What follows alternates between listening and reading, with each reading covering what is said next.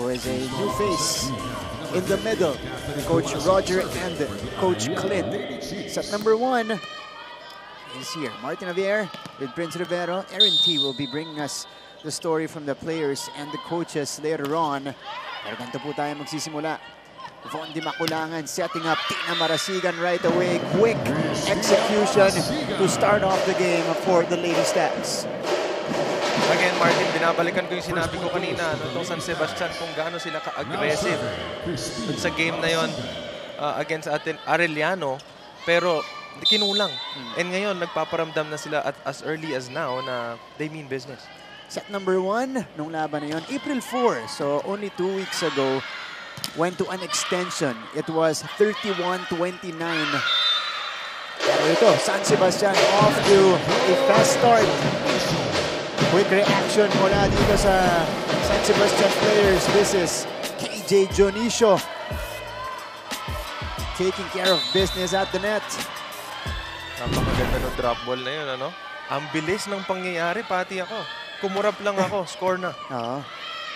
Here's the setup. Nahihirapan sa first ball itong Arellano University. This allows San Sebastian to set things up. They're looking for a check. There is a check. Our first referee signaling that somebody touched it from the blue side of things. So puntos ulit para sa San Sebastian. Medyo struggling ngayon ng Arellano dahil nahihirapan sila na tanggapin itong napakabigat na serve galing sa San Sebastian. This is Tina Marasigan unleashing sharp serves. Look at this. Hirap pa rin pero mas okay na pick up to. It is popped up. Santos, her first try. Back set here for Moming Padillon. At ito naman yung kalibre ng isang Moming Padillon. Beautiful back set. Padillon scored the point. First point for Arellano. Von, underhand setup, papunta kay Gonzalez. Juna Gonzalez able to win the battle at the net. Ang ganda ng plano na ginawa niya doon. Nung nakita niyang dalawa, yung blocker na nandoon sa taas, pina-check ball na lang niya papunta sa outside. O kunin niyo na lang yun doon kung gusto ninyo, pero doon ko dadalhin. AJ to start. Again, slightly difficult first ball for the Lady Chiefs. Ito si Von setting up Kat. Deflected that time. There's the back set once again. Pauline de Guzman. This is still alive. Juna sends it across. Another chance for the Lady Chiefs. Laika Tudlasan exploding for that kill. Alam mo, Martin, ang hirap basahin ng ginagawa ng Arellano. Medyo nalilito ako kung saan nila dinadala yung bola. Left side, right side, meron pang galing sa likod. Kung ikaw yung San Sebastian, mahihirapan ka rin dyan eh. And alam natin parehas na both sides nitong Arellano capable of getting those kinds of attacks. That's the luxury of having multiple scorers and talented middle blockers as well. As I mentioned that, they get a kill block.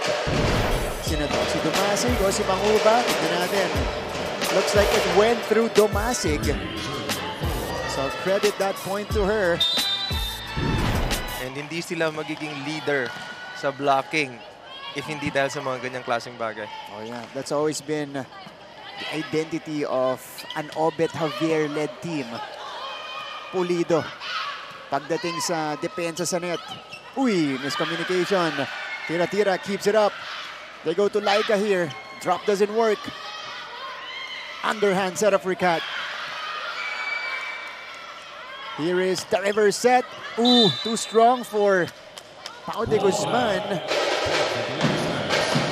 Kala niya papasok yun, but it sailed too long.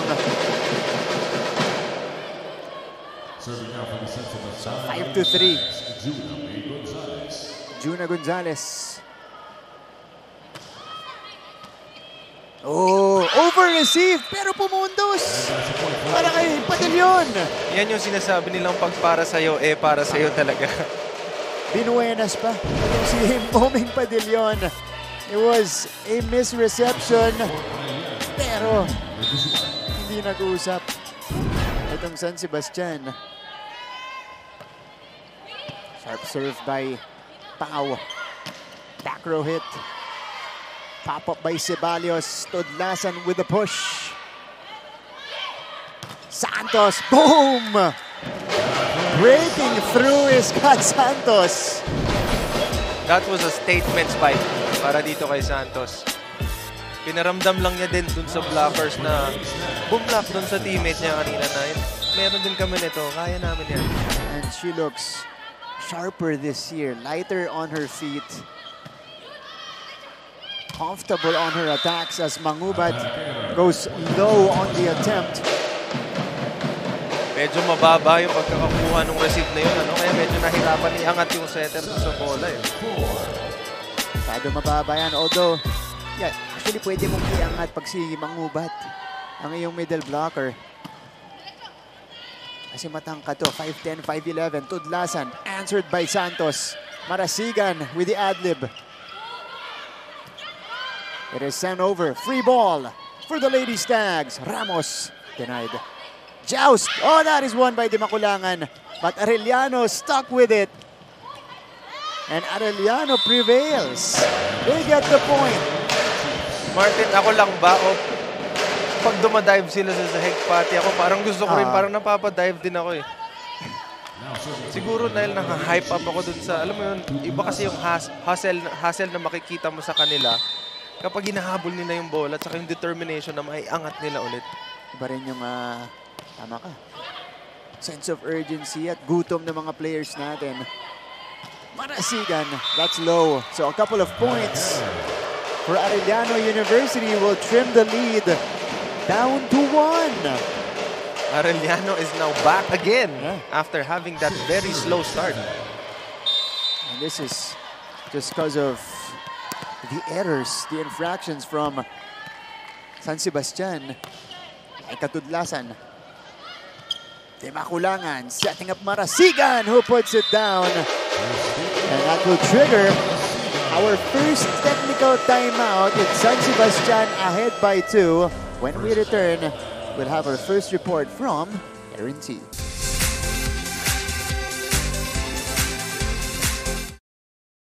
Nabuo ang samahan ng NCAA at GMA noong 2020 sa kasagsagan ng COVID-19 pandemic kung kailan pinagbawal lahat ng face-to-face events. Ngunit kung ang ibang mga liga ay nagkansela ng kanilang mga season, itinuloy pa rin ang NCAA Season 96 Rise Up Stronger. Online, ginawa ang halos lahat ng mga sports events kasama na ang opening ceremony. Nagkaroon din ng virtual chess at taekwondo tournament at live basketball at volleyball skills challenge na alinsunod pa rin sa mga health protocols. Yan ang Season 100 Women's Volleyball Tournament. It's so good to be back here on the court after that long break. But this is actually the first game of the second round for both of these teams coming from the Holy Week break. But that break wasn't downtime. It was actually a chance to reset because rest days aren't days off. They're days on for healing, clarity, and reigniting that competitive fire. Sa panig ng Lady Chiefs, sinabi ni Mangubat, Tudlasan at Dumasig na umuwi sila sa kani-kanilang probinsya para sa 3 hours. Mag-refresh, recover, and recharge. Pero bago yun, nagtuloy-tuloy pa rin ang kanilang training para daw pagbutihin ang kanilang blocking at diskarte sa court.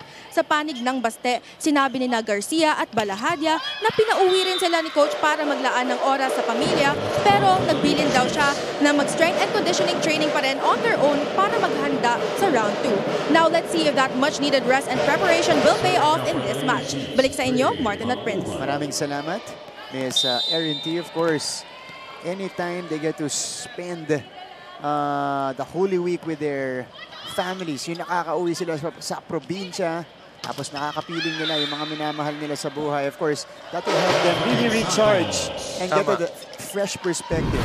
And syempre, based on experience, ako, syempre naging athlete din ako, and pag pinauwi kami during Holy Week, alam mo yan yung mabibigyan ka ng bagong set of motivations.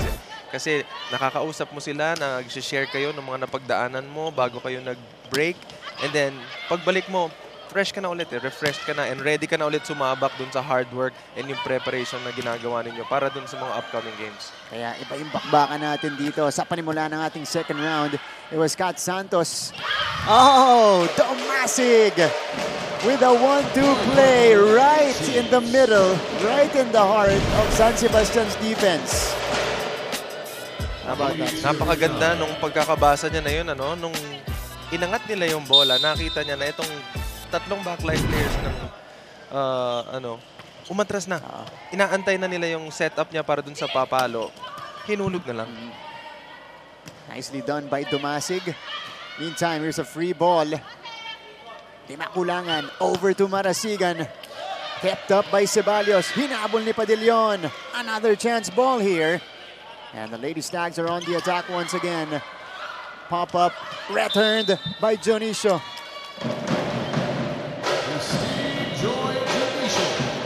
Parang muntik na yun, ano? Kasi second ball pa lang yun, iaangat pa eh. Sa overreach, ano? Oo. Pero hindi... Iba yung desisyon ng ating opisyal. Is Coach Obet. Hold on, he's talking to our officials. They'll let this go. Or baka tinanong lang. Tinanong lang. Oo. Pero that was a close call. Very thin line. Very thin line. 10-8. Nice serve. Back set for Padillon. Read already by the blockers. Santos! She has been having her way here in the first. And Santos with another power hit. She has turned into really a crafty scorer. Nagpakilala season 97, her 4th season with San Sebastian. At ganyan talaga yung growth ng isang talented spiker. Meantime, here's Tira-Tira. Scoring at the middle. Again, props din naman. Maraming tayong mga spikers na very talented na kaya talagang umangat, kaya ibaon yung bola whenever nakukuha nila. Pero again, bigyan din natin ng props yung mga setter kasi alam talaga nila kung kanino dadalhin yung bola at kung sino yung mainit. Yeah. Kaya importante na makakuha ng magandang first ball as Juna Gonzalez. She's the open spot on the other side. 12-9, San Sebastian maintains the lead. It's been a back and forth affair. So, itong San Sebastian, kaunti umaalagwa. Ayaw nilang bitawan to. De Guzman, specialty of the house for Pau De Guzman. That sharp cross-court hit. Mahilig siya dyan. From right to left na cross-court, of course. Pero talagang pinang-pina. Manipis. 10 serving 12. Tira-tira. Boom! Gonzalez. Siya naman yung umiinit ngayon. Narinig yata ako ng San Sebastian kanina nung sinabi ko itong Arellano, kaliwa, kanan, harap, likod, kayang umatake. Kami din, dadalhin namin kay Santos, dadalhin namin dito sa likod. Kahit sino sa amin, kaya rin yan. And Dinakulangan is also starting to variate her passes. Tudlasan. This is Santos, balik sa kanya. Nice pop-up right there. Another attempt. Back to Santos. And Santos gets the check. Kitang-kita mo yung kagustuhan ni Santos. Ano? After niyang pumalo nung una, inangat pa lang sa kabila, sumisigaw na siya. Isa pa. And binalik naman sa kanya. Hindi naman niya pinahiya. Ito yung bibigay ko sa'yo dahil sa akin mo ulit binigay. Kahit dalawa yung nasa harap ni Santos, doesn't matter. She knows what to do. 14-10. Oh, service error on Gonzalez. And this will open the door for Arellano here in the first. Casey Adante coming in for the first time. Alongside, ito si Maui Magaling. Doble palit para kay Coach Obet Javier to have that full front line. And Casey Adante, of course, we know her as a really good server and a solid setter. Fawn to the middle. Santos. Padillon picks it up. Magaling. Track down. This will be saved. Free ball para sa Arellano. They need to go quick, and they did.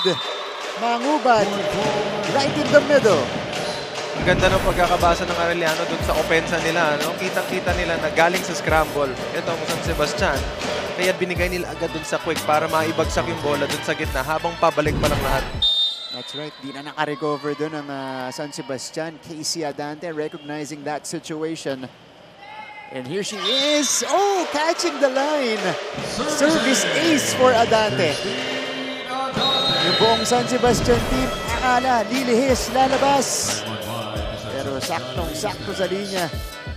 At pasok para kay Casey Adante. Coach Clint and Coach Roger calling for time. Ang layo mo dun sa gilid. Pag pinalo mo yung bola, hampasin mo ng maayos. Kinakalyo na yung kamay mo dito. Kagaganon mo sa bola. Paluin mo ng todo. Ayun naman pala yung sikreto. Huwag mong itulak yung bola. Paluin mo ng malakas para hindi ka magkakalyo. Nga pala siguro marami akong kalyo. Panay ang palo. The please lang. Okay. So instructions from Coach Roger. Of course, he's there. Still as the main coach, but Coach Clint, yung nakatayo at nagmamando ng instructions in play. Tama. Oh, Adante. Santos! Nakinig naman. Ayun na. Nakinig naman siya. Pero kung sa bagay, kung ganyan ba naman yung magsasabi sa'yo, uupo ng ganyan na napakalakas ng aura, eh pati ako makikinig naman talaga ako. Pag sinabing hampasin mo ng malakas, eh hampasin mo na lang. That's the perfect response after the timeout. Santos with their 5th point here in the first. Oh, over-received. Regalo para kay Dina Marasigan. And now it is 16-13 Marasigan with a gimme at the net. 3-point lead for San Sebastian. Magbabalik po kami. Alam nyo ba na meron ding Kapuso Stars ang nag-aral sa NCAA schools? Ilan sa mga ito ay sina Yasser Marta na naging team B ng San Sebastian bago lumipat sa LPU. Si Anthony Rosaldo naman ay galing sa Arellano at si Rocco Nasino na naging Mr. Mapua pa. Mga perpetualites naman sina Kailin Alcantara at Shaira Diaz, habang tubong St. Benilde sina El Villanueva at David Licauco. Proud Bedans naman sina Sofia Ceneron, Christopher Martin at Andre Paras. At syempre, ang Kapuso Primetime King na si Dingdong Dantes ay galing San Beda at naging miyembro pa nga ng... Still in the first set. After the second technical timeout, abante po ng 3 puntos itong San Sebastian. Coach Obed and Arellano trying to catch up and make it close. Santos, her numbers here on fire in the first set. And she now serves. Oh, low on the serve, so that error will give Arellano an opening. Jump serve din. Yung next natin, Laika Tudlasan. And then, di na siya nagja-jump serve. Ganun siya ng rookie niya. Jump serve? Na-realize niya na, kailangan ko lang naman itawid. Masimple na. Simple lang natin itawid, tapos bigyan natin sila ng magandang bola na mataas, tapos tayo naman ang counter. Ito, Ramos is denied here. That time it was Padillon who got the ball. So 15-16, 2 straight for Arellano. Kinakapitan ang San Sebastian. Tina Marasigan. Oh, kept alive. Good reflexes from Adante. One more time for Tina. Sharper hit. Laika was right behind. Padillon overcooks it. So that's a missed chance for Arellano. That could have tied the first set. Tama. Kahit may panghihinayang yun eh. Pero again, yung service na binanggit mo kanina, may iwasan natin yung mga ganong service. Yung malakas ka pumalo, pero chances are kapag nalagyan mo ng spin yung bola, mahuhulog sa net. Yeah. Diba? Pero pag tinawid mo lang, tapos receive na lang kayo ng maganda, yun ang pinaka-okay. Ooh, KJ. Medyo nang gigil. Sabi kasi, hampasin mo ng malakas eh. Ito, pumailalim siya sa bola. That's why it didn't have that sharp trajectory. Kaya medyo lumobo ng konti. Medyo kulang ng pitik eh. Medyo kulang ng konting kabig sa taas. 16 17. Ooh, faulty first ball. Itatawid. Adante with a 1-2. Specialty yan ng Casey Adante. Such a deceptive scoring setter. The way she fakes out the defense of the other side. Sabihin ko pa lang dapat kanina nung si Adante, nung binanggit mo na pagpasok pa lang niya kung anong klaseng player siya and anong pagkakakilala mo sa kanya. Na, uy, binati mo agad, pinakitaan ka ng score. Dinalawa na. Ito talaga si Casey Adante, but KJ Junicio with a running hit. 4 na puntos na para kay KJ and a much needed one for San Sebastian. So another variation, our first running hit from the Lady Stags. Ooh! And these errors are really hurting San Sebastian. Mamaya bibilangin natin kung ilan na yung error nila. And again, isa yan sa mga naging problema nila nung first game matchup nila, no? Yung errors talaga ang nagbigay ng boost para dito sa Arellano. 18 all. Tomasig is back in the fold. They go to Jonah Gonzalez. Nasa likod si Tudlasan. Padillon. Popped up by Dimakulangan. Tina Marasigan. Checked. Santos. Tatawid. Padillon. No. Marasigan Stern. She gets the check. So again, San Sebastian winning the grinded out rallies. And again, halos parehas ang kalibre yan.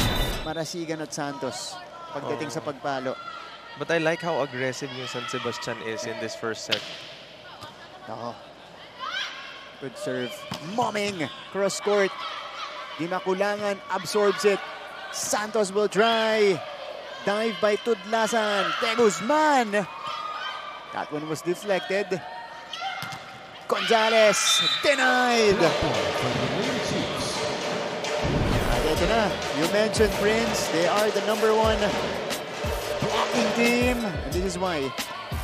Got good timing and really polished on that net defense. Pero tignan mo naman, tignan mo yung first line nila. Ay, yung tipong pag nakita mo pa lang, tapos magkatapat kayo doon, alam mo na bablakin ka talaga eh. And dyan papasok yung sinasabi ni Coach kanina na hampasin mo ng malakas. Pero minsan pwede mo rin talagang itulak eh. Lalo na pag magkasabay kayong umaangat. Dyan maraming magagaling na players na binabasa nila kung saan nila ilalaglag yung bola. Nakasabay lang nung umangat at pagbagsak. Meantime, De Guzman with a sharp cut shot. Ikaw naman nandun sa kaduluduluan. Lumaya doon na. Makita ko yung bola. Pinalawang mo kung kailang 20 na yan. Saka yan lalamang. Kanina pa tayo lamang. Ngayon dulo na sila. Naunahan pa kayo. Kaya ayusin mga palo ha.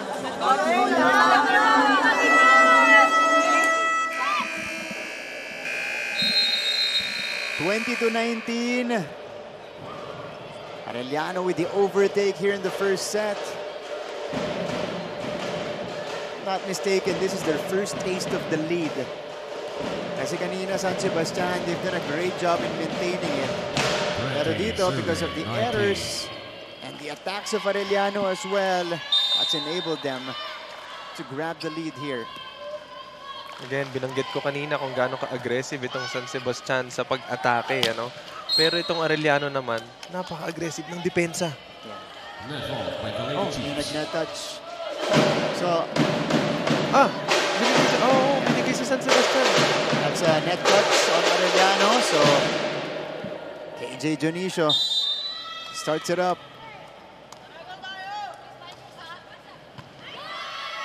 Pablo with a pop-up. The best receiver in the league. Gonzalez. Tudlasan is denied. Pablo again, keeping it alive. De Guzman. Nice dive by Dimakulangan. Santos, bumuelo pa. Over Doug. Here we go. Long rally. Pablo with a one-handed save. Tudlasan's turn. Ando naman si Marasigan. It continues. Kept off. Here we go. Oh! The return goes in. Marts, ito yung mga ganitong klaseng rally yung nakaka-hype talaga eh. Biruin mo, meron kang pancake. Pinuto mo yung malakas na palo. Tapos sa kabila, pinuto rin yung palo ni Santos. Tapos inangat. Tapos hinulog lang. Yan yung mga pinagpagura namin yung points na yan. Literal na blood, sweat, and tears. Pakinggan natin si Coach. Isa lang yan, isa lang ha. Wala muna tayo.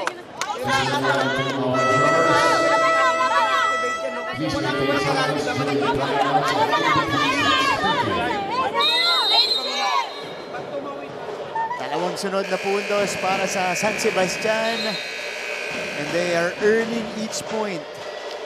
Arellano looking to fight back here. It's Coach Albert Javier. These are two veterans in the coaching position. Championship caliber coaches that we have. Junicio, service ace! Napakabigat ng palo na yun. May tawag sila dyan eh. Alam mo yung patay yung bola pag pinalo mo, pero lumiliko. Yes, ano? Yeah, Padillon was right at it. Hindi nga lang tumalbog ng tama itong bola. KJ again, targeting Padillon. Tudlasan, deflected. Here's the setup from Baste. Santos puts it down, and it is 23-20 for the Lady Stars. Napakainit nitong ni Santos dito sa first set pa lang natin. Kung makikita nyo lang sana yung number of attacks and attempts niya, doon nyo rin malalaman kung ano talaga yung preparation na pahinanda nila para dito sa Arellano. Ulit para kay Coach Obet. Hawakan lang nila yung bola natin, kaya na nilang patayin eh. Hindi tayo mananalo na puro open 4 lang mangyayari. Medium ka, Hindi pa tapos yan. Isa muna, isa. Benchit! 4 unanswered points for Baste. Yan ang sinusubukang pigilan dito ni Coach Obet. Oo, pero kanina, yung pang 20th point nila, yan yung pang lamang nila. Unang lamang nila dito sa game na to, 2019. But San Sebastian, since then, got 4 points. And it is KJ Junicio still at the service line. They're trying to freeze her with these timeouts. Pero hindi successful. Another nice serve. They go to De Guzman. She is checked, but the return went out. So Arellano gets a breather. Finally stops the bleeding. Ito na. Ang kanilang team captain na si Alona Cagicla. Entering for serving purposes. We'll see.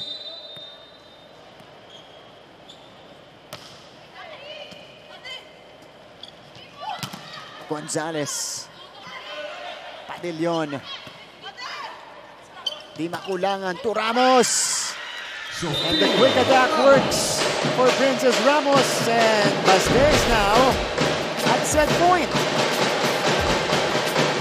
May gulat ng konti mula dito kay Princess Ramos. And Von Di Makulangan choosing her to get that point. Gonzalez. Tinawid. Chance to end the set here for Baste. They go to Santos. Not yet. Looping. Free ball. Santos. Tip doesn't work. Eto na si Tudlasan. Hindi lang hindi tumawid. And that's how we will end the first set. Nagbunga. 25-21, yeah. Nagbunga yung aggressiveness nitong San Sebastian, ano? And syempre, hindi lang basta aggressiveness kasi alam nila kung sino yung hahanapin sa bawat atake nila. So, 29-minute first set. Yeah, 25-21 win for San Sebastian. Pagbalik natin, more on this match and the stats and highlights of the first set.